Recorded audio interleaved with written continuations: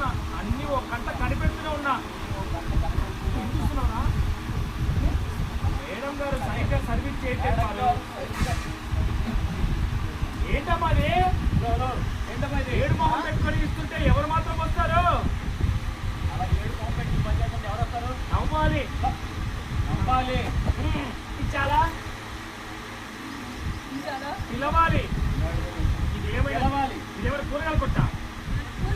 అయినా పర్లేదు మేడం, దేనికైనా సేల్ చేయడం ఒక ఆర్ట్. కస్టమర్ని ఆకట్టుకోవడం ఒక టాలెంట్.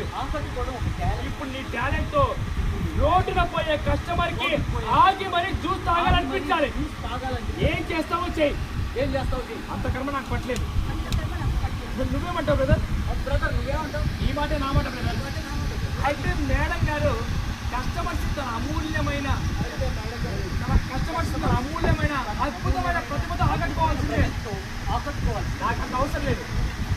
చూడదు. అలాగైతే ఈవినింగ్ వరకు తమరు ఇక్కడే సర్వీస్ చేయాలి.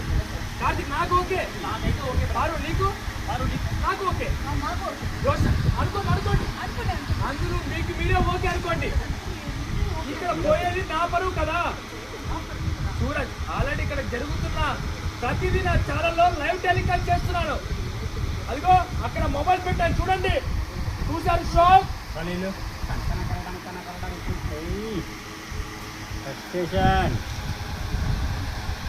కార్తీక్ ఏం వాడకం బ్రదర్, జోష ముందు వీడియో ఆపు. సూరజ్, నాకు కావాల్సిన పబ్లిసిటీ వచ్చేసింది, కానీ మీరు మీ టాలెంట్ తో ఒక కస్టమర్ సాల్ట్ కి